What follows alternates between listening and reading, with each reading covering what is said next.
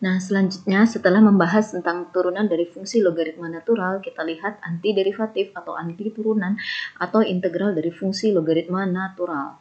Oke. Nah, kita lihat aturannya. Integral dari 1 per X terhadap variabel X ini sama dengan ln dari mutlak X ditambah C, di mana C ini adalah sembarang konstanta. Nah, mutlak X di sini kenapa? Karena yang dilonkan itu haruslah nilai X yang lebih besar dari 0. Oke. Kemudian syarat berikutnya X-nya pun tidak boleh sama dengan 0. Misal, integral dari 3 per X itu sama dengan 3 kali ln dari mutlak X. Kemudian integral dari negatif 1 per 2W terhadap W itu sama dengan negatif 1 per 2 ini, kemudian dikali dengan ln dari mutlak W. Secara umum, integral dari K per X terhadap variabel X itu sama dengan K kali ln X ini, dan X-nya itu dimutlakkan. Oke, beberapa contoh lainnya yang lebih advance atau yang lebih lanjut adalah sebagai berikut. Misal integral dari 3 per 4x dikurang 1 terhadap variabel x. Nah, untuk menyelesaikan integral seperti ini, maka kita butuh suatu aturan, yaitu sebagaimana diilustrasikan pada contoh ini. Nah, di sini yang variabel itu kan muncul di penyebut, maka kita misalkan 4x kurang 1 ini sebagai suatu variabel baru. Katakanlah variabel barunya itu adalah W. Jadi kita nyatakan 4x kurang 1 sama dengan W. Kemudian berikutnya kita turunkanlah yang 4x kurang 1 ini atau masing-masing ruas kiri dan ruas kanan ini terhadap variabelnya. Maksudnya di kiri ini kan adanya variabel x, maka 4x kurang 1 diturunkan terhadap x.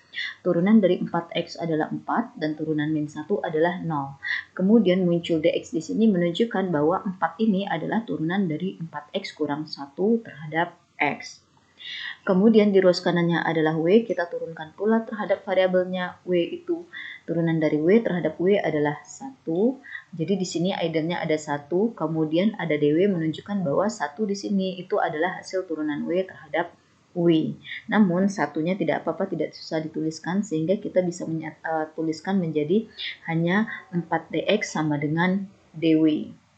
Nah, yang kita butuhkan itu adalah nanti, kan tadi kita memisalkan 4x kurang 1 sama dengan W, sehingga ini tentunya menjadi integral dari 1 per W, di mana kita mengganti ini dengan W, kemudian dx. Nah, kan tidak sinkron ya, di sini ada variabel W, di sini ada variabel X. Oleh karena itu, yang dx ini kita nyatakan dia sebagai apa, sesuai dari persamaan di sini.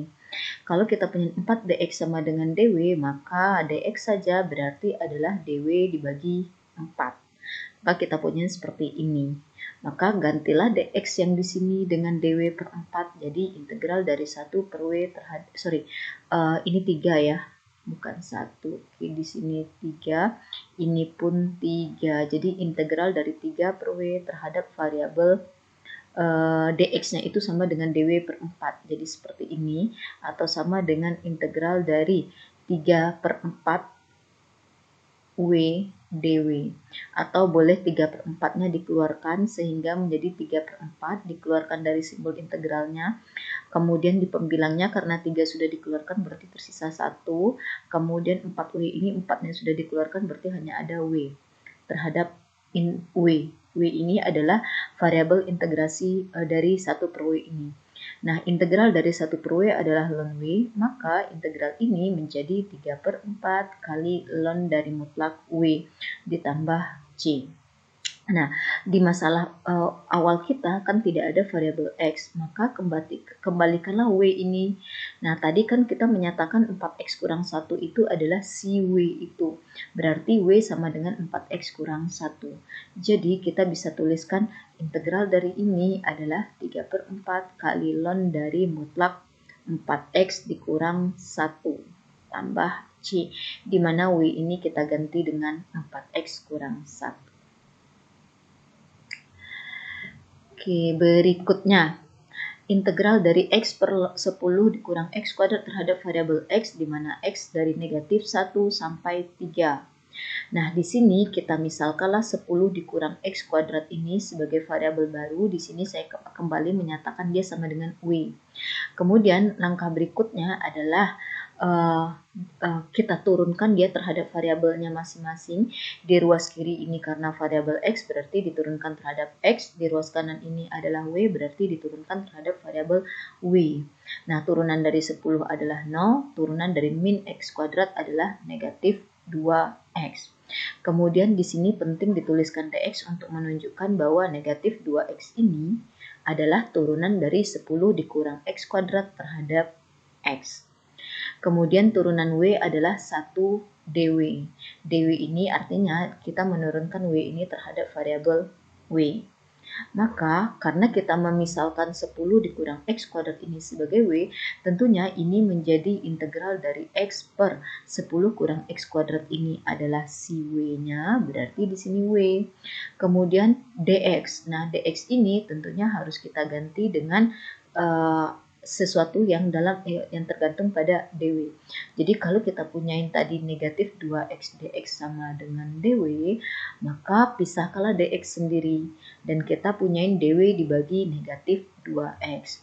Jadi dx ini pun berganti menjadi dw dibagi negatif 2x. Nah, aturan yang kita lakukan di sini itu disebut dengan aturan substitusi karena kita mengganti-ganti beberapa ekspresi matematika dengan variabel baru. Nah, kapan aturan ini bisa sukses? Yaitu kalau kita lihat di sini, ini kan ada dua variabel seolah-olah ya, ada X, ada pula W. Oke, di sini X, di sini W. Nah, metode ini baru akan sukses jika kita bisa membuat yang ini menjadi hanya satu variabel saja. Maksudnya di sini X bagi X ini kan habis atau sama dengan 1. Sehingga ini sama artinya dengan kita mengintegralkan pembilangnya 1, penyebutnya W kali negatif 2 adalah negatif 2W dw. Nah, berarti kan hanya ada satu variabel tuh ya, W. Berarti pemisalan kita atau langkah yang kita lakukan barusan itu benar. Nah, berikutnya berbeda dengan contoh sebelumnya. Kalau pada contoh sebelumnya ini kan integral tak tentu di mana belum ada batas bawah dan batas atas integral. Maka proses pengintegralan kita adalah sebagaimana yang dibahas tadi. Nah, sekarang kalau kita punya ternyata ada batas bawah dan ada batas atas, kan maka harus kita sesuaikan dengan variabel baru. Nah, tadi min 1 di sini dan 3 di sini itu menunjukkan nilai X. Nah, transformasikanlah dia menjadi nilai W-nya. Nah, caranya adalah di sini batas bawah kita awalnya X sama dengan negatif 1 karena negatif 1 dan 3 ini nilai si X ya.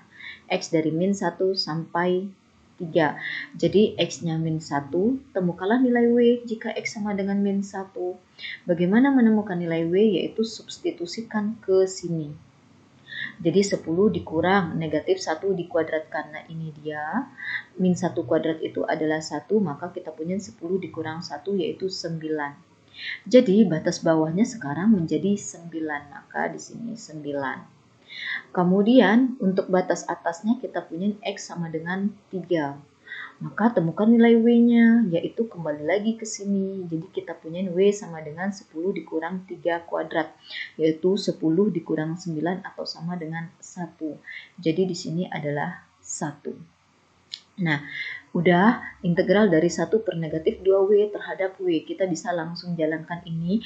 Ingat kalau kita punyain pembilangnya konstanta, penyebutnya muncul variabel, berarti integralnya itu adalah ln. Atau ini sama artinya dengan integral dari 1 per min 2-nya boleh dikeluarkan atau boleh juga dibiarkan tetap.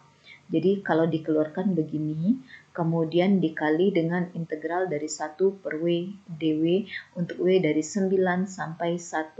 Sama dengan 1 per negatif 2 kali integral dari 1 per W terhadap W adalah ln W. Oke, kemudian batas bawahnya 9, batas atasnya 1. Nah, terlihat dari sini sama saja. Langkah berikutnya ganti W dengan batas atas dan ganti pula W-nya dengan batas bawah. Jadi di sini harus dengan batas atas dulu, negatif setengah W kali ln 1 ini dikurang negatif setengah dikali ln dari 9. Nah, ini dia.